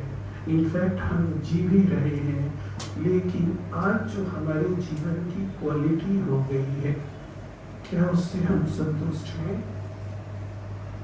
आज जो हमारे जीवन की क्वालिटी हो गई है, क्या हम उससे खुश हैं? अपने परिवार से, अपने बच्चों से, अपने पड़ोसियों से, अपने बिजनेस से, अपने शरीर से, शरीर की बीमारियों से क्या हम खुश हैं? नहीं है ना। हम अपने जीवन की इस क्वालिटी से खुश नहीं हैं क्योंकि जीवन में दर्द बहुत है। सच्चाई तो यही है, हम इसे स्वीकार करें या ना करें, हमारे जीवन में दर्द बहुत है, तकलीफ बहुत है, प्रॉब्लम्स बहुत हैं। और जब भी जीवन में कोई समस्या आती है तो इंसान के मन में तनाव उत्पन्न होता है। कोई भी सिचुएशन जब जीवन में आती है तो इंसान के मन में तनाव उत्पन्न होता है, वो तनाव उसको जीने नहीं देता है। राकेश भाई जी ने ये भी बताया ना कि 20वीं सदी को तनाव का युग कहा है हमारे दार्शनिकों ने, और उन्होंने ये भी कहा कि अगर संसार की स्थिति ऐसे ही चलती रही तो 21वीं सदी उससे भी खतरनाक, उससे भी खराब डिप्रेशन का युग होगा। और आज हम देख रहे हैं कि 21वीं सदी तनाव और डिप्रेशन का युग है। और हम ये भी जानते हैं कि संसार में इन दो बीमारियों का कोई इलाज नहीं है। दुनिया में किसी भी डॉक्टर के पास ना तो तनाव का इलाज है और ना ही डिप्रेशन का इलाज है। तनाव और डिप्रेशन से शरीर पर जो प्रभाव पड़ रहा है, थोड़े समय के लिए डॉक्टर उसको ट्रीट कर देता है। सिर दर्द हो रहा है, सिर दर्द की दवा देने का नहीं आ रही है, आपको ट्रैंक्विलाइजर दे देगा। आपको अगर इंडाइजेशन हो गया तनाव के कारण, आर्थराइटिस हो गया, बीपी बढ़ गया, उसकी दवा दे। लेकिन किसी भी डॉक्टर के पास आप जाएं, उसको कहें कि तनाव की दवा दे दो तो दे पाएगा? क्योंकि तनाव किसको होता है? तनाव किसको होता है? तनाव मन को होता है, शरीर को तनाव नहीं होता है। तनाव हमारे मन को होता है और दुनिया की कोई भी दवा हमारे मन तक नहीं पहुंचती है, तन तक पहुंचती है। तो संसार में ये जो तकलीफ है वो हमको तनाव देता है। वास्तव में ये तनाव है क्या चीज? हर परिस्थिति में हम तनावग्रस्त क्यों हो जाते हैं? क्योंकि आज हम सबका मन बहुत कमजोर हो गया है। एक व्यक्ति अगर उसका शरीर कमजोर है तो बाहर की बीमारियां उसको सहज प्रभावित कर देती है ना। अगर मेरा इम्यून सिस्टम बहुत वीक है, मेरे सामने अगर कोई छींक भी देगा तो उसकी बीमारी मुझे लग जाएगी, तो हम सब जानते हैं। अगर उसको कोई थोड़ा सा कोई बीमारी है, उसका इन्फेक्शन हमको सहज लग जाएगा। आज हमारा मन बहुत कमजोर हो गया है, इसलिए छोटी छोटी बातें भी हमको बहुत तकलीफ देती हैं। और हमारा मन कमजोर क्यों हो गया है? आज हम सबका मन कमजोर इतना क्यों हो गया है? क्योंकि हम अपने मन को भोजन नहीं देते हैं ना। हमारा सारा ध्यान किस पर रहता है? अपने शरीर पर। शरीर के भोजन का हमको बहुत ख्याल रहता है। हम सारा समय अपने शरीर के बारे में सोचते रहते हैं, मन के बारे में हम कभी भी सोचते नहीं हैं। बिना भोजन के हमारा शरीर कितने दिन तक रह सकता है?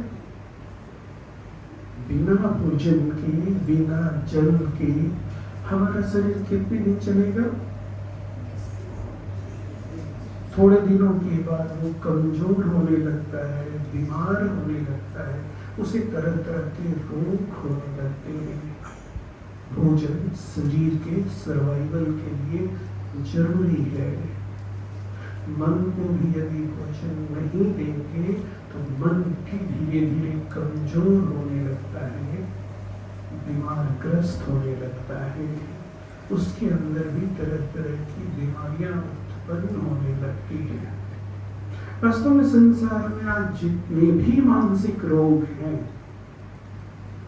उन सब के पीछे एक ही कारण है, मन की दुर्बलता। जब मन दुर्बल होता है, धीरे धीरे मानसिक रोगों का शिकार होने लगता है। और दुनिया में किसी भी डॉक्टर के पास मन की दुर्बलता की कोई दवाई नहीं है, कोई मेडिसिन नहीं है, लेकिन अध्यात्म के पास, स्पिरिचुअलिटी के पास इसकी गारंटेड मेडिसिन है। मेडिटेशन के द्वारा, अध्यात्म के द्वारा मन की सारी बीमारियों को बिना किसी दवा के ठीक किया जा सकता है। परंतु हम इसको क्या समझते हैं? इसको वेस्ट ऑफ टाइम समझते हैं। हमको लगता है कि अध्यात्म युवा अवस्था में करने की चीज थोड़ी है। जब हम बुजुर्ग हो जाएंगे ना, तब सोचेंगे इसके बारे में। क्यों युवा खाना नहीं खाते क्या? बच्चे खाना नहीं खाते? जब आप बूढ़े होंगे तब खाना खाएंगे? खाना तो रोज खाते हैं, दिन में कई बार खाते हैं। मन का भोजन भी बहुत जरूरी है, और हमें ये पता ही नहीं, हमको ये याद भी नहीं होगा कि हमने अपने मन को कब से भोजन नहीं दिया है। मन का भोजन अध्यात्म है, मन का भोजन मेडिटेशन है, मन का भोजन योग है। इसलिए अब डॉक्टर्स खुल के ये बात कहने लग गए हैं कि भाई दवा से काम नहीं चलेगी, प्राणायाम से भी काम नहीं चलेगा। प्राणायाम शरीर के लिए है। अब क्या कहते हैं, खास करके जो वेस्टर्न डॉक्टर्स है ना, फॉरेन के, लोग कहने लग गए थोड़ा मेडिटेशन भी रोज करो जरूर, क्योंकि ये मेडिटेशन से ही हमारे मन को शक्ति मिलती है। इस शरीर को इनरिच करने के लिए संसार में सब कुछ मिलता है, लेकिन अगर मन को, आत्मा को शक्तिशाली कराना है, बनाना है, तो केवल अध्यात्म ही उसको शक्ति दे सकता है। यहाँ पर योगी बनने की बात नहीं है। रुकेश जी ने कहा जरूरी नहीं है कि आप सफेद कपड़े पहने आप योगी बन जाए, आप हमारी तरह समर्पित हो जाए। हमें तो कुछ काम नहीं था, माँ बाप ने धक्का मार दिया, भेज दिया, जाओ तुम घर में रह के क्या करोगे, समर्पित हो जाओ, कुछ संसार की सेवा कर लो, कुछ अपनी सेवा कर लो, थोड़ा भाग्य बना लो, घर में रह के क्या करोगे, धन कमा के कुछ बनता नहीं है, जाओ। हम आपको ऐसा बनने के लिए नहीं कहते, पर रोज थोड़ा थोड़ा मेडिटेशन करना, अपनी दिनचर्या में इस चीज को महत्व देना, ये बहुत जरूरी है। खास करके आज के समय में, आज हर मन रोगी है। आप माने या ना माने, हर मन रोगी है। हर एक को मानसिक बीमारी है, और ये मानसिक बीमारी रोज रोज बढ़ रही है। इंसान ठीक से सो नहीं पा रहा है, इंसान ठीक से सोच नहीं पा रहा है, इंसान ठीक से कोई कर्म नहीं कर पा रहा है। इंसान के जीवन में खुशी नहीं रही है। खुशी के लिए हम इधर उधर भटक रहे हैं। कभी पिकनिक में जाते हैं, कभी मूवीज देखते हैं, कभी और आउटिंग पे चले जाएंगे, अच्छा घर बनवा लेंगे, घर में एसी लगा लेंगे। बाह्य साधनों के आधार से हम अपने मन को खुश करने की कोशिश करते हैं, लेकिन बाह्य साधनों के आधार पर हमारा मन कितनी देर खुश रहता है? कितनी देर खुश रहेगा? हम पिकनिक के लिए चले गए, भाई अभी गणेश चतुर्थी है, 4 दिन छुट्टी है, 4 दिन चले गए, घूम के आ गए। 4 दिन के बाद जब वापस आएंगे, हमारी खुशी भी फिर गायब हो जाती है। मन फिर से उन्हीं उलझनों में, उन्हीं परिस्थितियों में उलझ जाता है। और हम ये भी जानते हैं कि इंसान का जीवन जब तक है तब तक समस्याओं से छुटकारा नहीं मिलेगा। हम समस्याओं के युग में जी रहे हैं। जीवन है तो समस्याएं भी रहेंगी ही। हम समस्याओं से कभी भी छुटकारा नहीं पा सकते। अगर हमें खुश रहना है तो हमारे पास दो ही चॉइस है, या तो हम अपनी समस्याओं को किनारे कर दें या फिर अपने मन को मजबूत कर लें। तो हम ये जानते हैं कि सिचुएशंस तो हमारे हाथ में है नहीं ना, उन पर हमारा कोई कंट्रोल नहीं है। आज भूकंप आ जाए, हम रोक सकते हैं? नहीं रोक सकते हैं ना। आज फसल पक कर के तैयार है, किसान उसको काटने वाला है, अचानक से बारिश आ जाए, सारी फसल उसकी खराब हो जाए, कुछ कर सकते हैं? मेरा खुद का बच्चा बहुत अच्छा है, अचानक बुरी संगत में आ गया, अब वो मेरी सुनता नहीं है। ये तो आम हो रहा है ना आज के घरों में। आज माता पिता अपने बच्चों से जितना दुखी है आज उतना किसी और से दुखी नहीं है। ये घर घर की कहानी है। हम वहां क्या कर सकते हैं? मेरे आस पास के लोग मेरे साथ अच्छा ही बर्ताव करें, ऐसा हो सकता है? नहीं हो सकता। ये आउटसाइड सिचुएशंस हमारे हाथ में नहीं है। तो दूसरा विकल्प कि हम अपने मन को इतना शक्तिशाली कर लें कि ये परिस्थितियां हमको प्रभावित ही ना करें। एक योगी भी इसी संसार में रहता है, एक संत महात्मा भी इसी संसार में रहता है, और एक आम इंसान भी इसी संसार में रहता है। संसार दोनों के लिए एक है, पर दोनों के अनुभव अलग अलग है।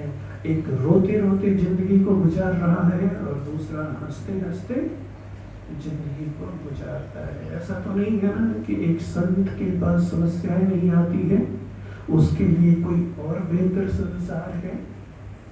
संसार भी वही, लोग भी वही, उसके जीवन में भी समस्याएं आती है, उसके जीवन में भी रोग शोक कठिनाइयां आती हैं, पर वो खुश कैसे रह पाता है? उसके मन में शक्ति है। मन जब शक्तिशाली है तो उसको कोई परेशान नहीं कर सकता, कोई डिस्टर्ब नहीं कर सकता। डिस्टर्ब किसको किया जा सकता है? डिस्टर्ब किसको किया जा सकता है? किसी कमजोर व्यक्ति को डिस्टर्ब किया जा सकता है। मेरे को कोई आकर के ऐसा हिला दे, मैं तुरंत हिल जाऊंगा, लेकिन रावण के दरबार में वही पैर अंगद ने रख दिया, कोई हिला पाया? कोई हिला पाया? अंगद के पास कौन सी शक्ति थी? कौन सी शक्ति थी अंगद के पास? भगवान राम की शक्ति थी ना। हमारे जीवन में क्या भगवान, क्या अध्यात्म की शक्ति है? केवल सुनने से तो जीवन कभी नहीं बदलेगा, कुछ करना पड़ेगा, थोड़ा समय निकालना पड़ेगा। हम जीवन की समस्याओं के लिए ना जाने कहाँ कहाँ जाते हैं, अपना सारा धन खर्च करने के लिए तैयार रहते हैं। हम कभी मंदिर में जाते हैं, कभी मस्जिद में जाते हैं, कभी संत मुनियों के पास जाते हैं, कभी जब तक हवन करते हैं, कभी कीर्तन भजन करते हैं। ठीक है ये सब चीजें, परंतु जीवन जब तक बदलेगा नहीं तब तक जीवन की समस्याएं सुलझेंगी नहीं।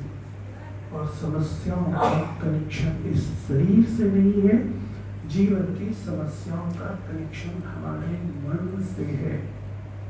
मन को मजबूत बनाना बहुत जरूरी है, और उसके लिए रोज थोड़ा मेडिटेशन करना ये बहुत जरूरी है। मेडिटेशन मन का भोजन नहीं है।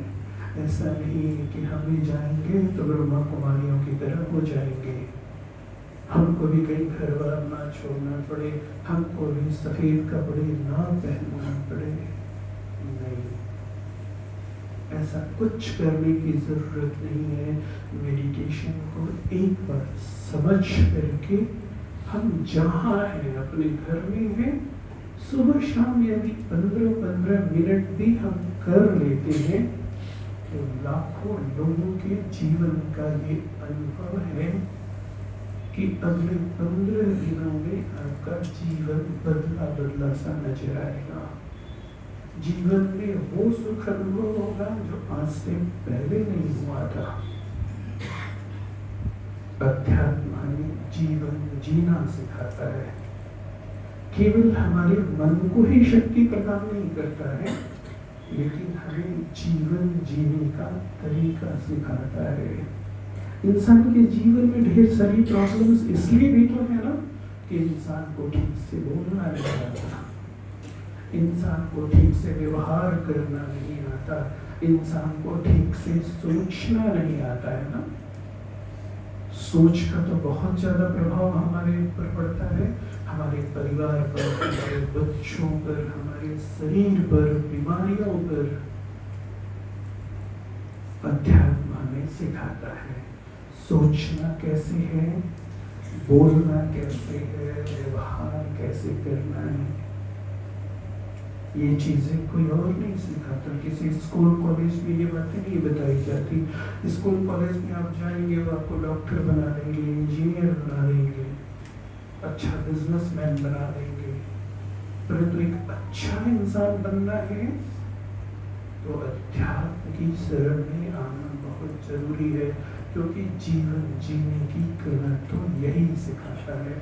और जीवन जीना जिसको नहीं आता है वो कभी सुखी नहीं रह सकता है।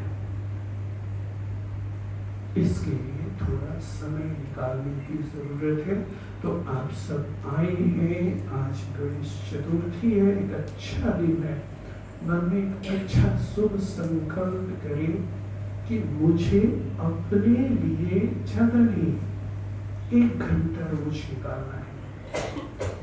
24 घंटे में से 24 घंटे दूसरों के लिए दे देना ये कतई समझदारी नहीं है। इंसान 24 घंटे दूसरों के लिए कर रहा है, अपने परिवार के लिए, अपने बच्चों के लिए, अपने समाज के लिए, अपने शरीर के लिए, परंतु लेकर क्या साथ जाएगा?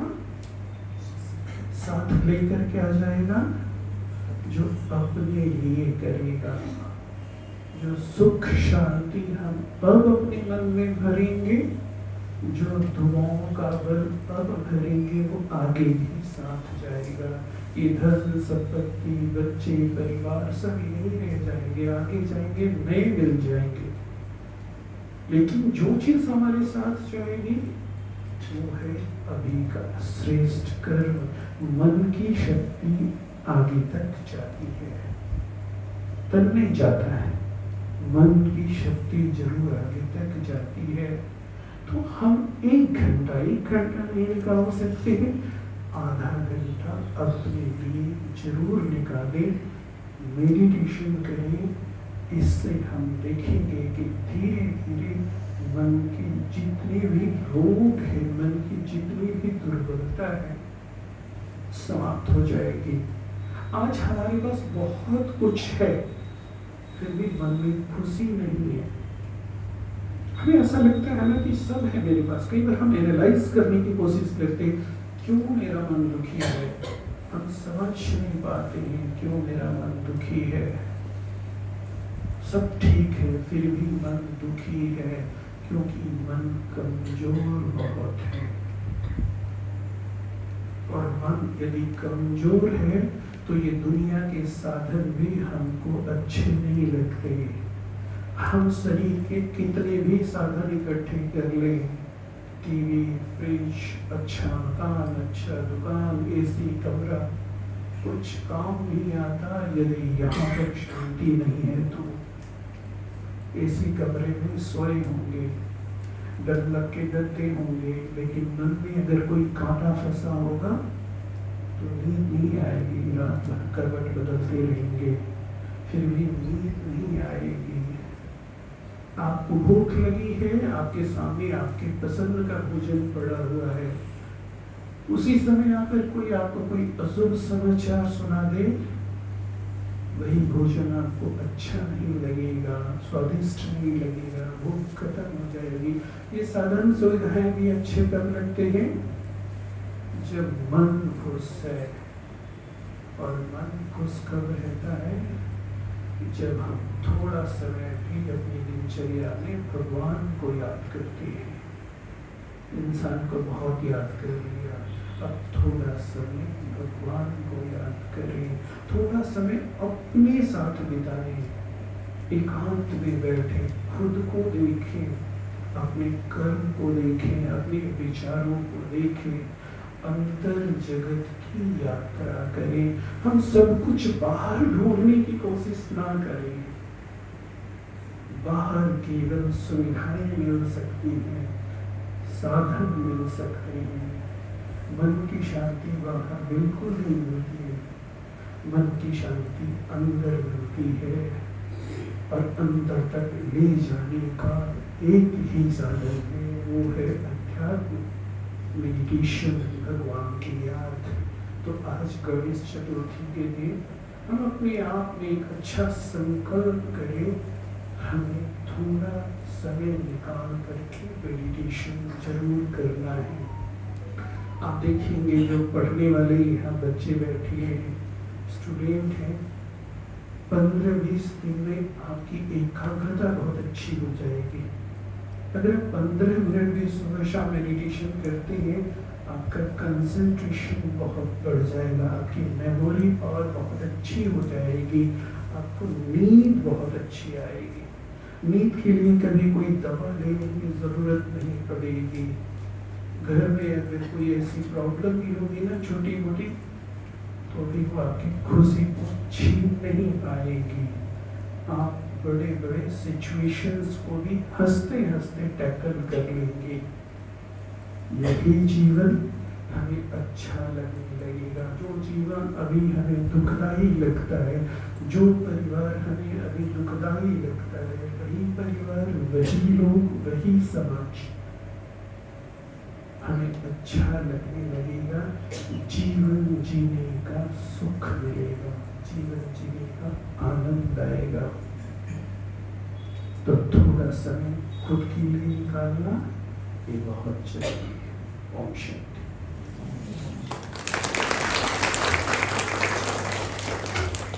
बहुत बहुत दिन से हम भाई जी का, दोनों भाई जी का हम करतल ध्वनि से धन्यवाद करते हैं। धन्यवाद है, हमको बहुत ही सुंदर टिप्स बताई और खास हमको 5 C's की गिफ्ट भी दी और विशेष हमको होमवर्क भी मिला हुआ है। कौन सा होमवर्क है? आज शाम को, रात्रि को क्या करना है? एक अपनी डायरी पेन में लिखना है कि मेरा कल कैसा है। कौन कौन करेगा? क्योंकि हम सुनते तो बहुत आए हैं, लेकिन हम भाई जी को कमिटमेंट दे के एक हाथ से कि हम जरूर आज जो सुना है वो करेंगे। तो हम एक हाथ से कमिटमेंट करें कि हम जरूर करेंगे। और बताया कि मन की जो बीमारी है उसकी जो मेडिसिन है वो एक मेडिटेशन ही है। तो राजकोट के अंदर भी बहुत सारे ब्रह्मा कुमारी के सेंटर्स अवेलेबल हैं। हर प्रति मंडे के दिन वो 7 डेज मेडिटेशन कोर्स शुरू होता है। आपके नज़दीक भी जो भी सेंटर्स अवेलेबल हो, आप जरूर से उसका लाभ लेंगे। अभी कुछ क्षण हम परमात्मा को भी शुक्रिया अदा करें, उनका भी धन्यवाद करें कि परमपिता शिव ने इन शिव पुत्रों को भेजकर आज के दिन की हमको विशेष जैसे कि गिफ्ट दी है। और साथ ही साथ हमारी आदरणीय मीठी भारती दीदी जी और हमारी आदरणीय मीठी नलिनी दीदी जी जो इस प्रोग्राम की होस्ट है, उनका भी एक बार हम करतल ध्वनि से, क्योंकि उनके ही शुभ संकल्पों से आज हमको ये गिफ्ट मिली है।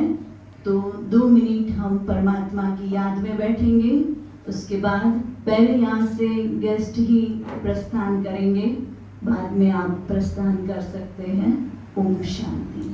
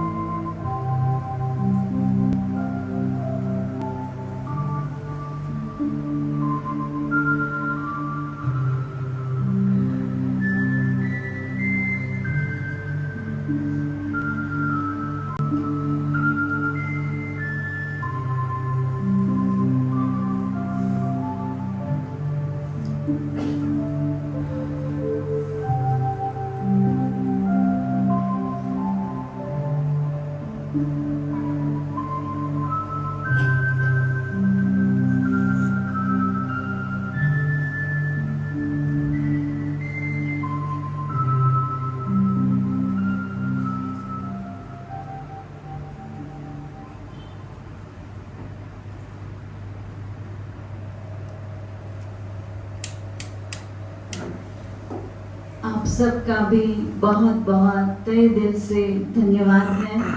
शॉर्ट नोटिस पे ही आपको फ्लायर मिला और आज के दिन आप अपना समय लेके यहाँ पहुँचे, तो आपका भी बहुत बहुत धन्यवाद है।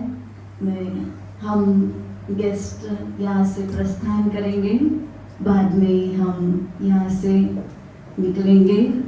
आप जरूर से बाहर से प्रभु प्रसाद लेके जाएंगे।